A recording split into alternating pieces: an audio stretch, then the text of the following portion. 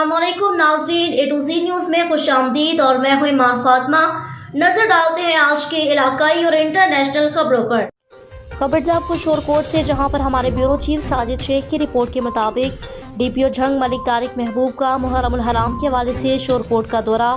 DSP महर मोहम्मद हयात सरगाना, police अफसरान के अलावा दीगर अमला भी मौजूद। डीपीओ झंग का थाना शोरकोट और जलूस और मजालिस के रूट्स का भी दौरा। शोरकोट में डीपीओ झंग ने सिक्योरिटी के इंतजामात का जायजा लिया। डीपीओ झंग का शोरकोट के मुख्तलिफ शहराओं पर फ्लैग मार्च किया।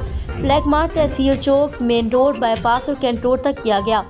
डीपीओ झंग का कहना है कि आरपीओ कमिश्नर इन्होंने आज हजरत सुल्तान बाहू का दौरा किया, रूट्स का दौरा किया, पुलिस को ड्यूटी बेहतर अंदाज में करने के लिए हदायत जारी की, अमन व अमान की फिजा को कायम करेंगे।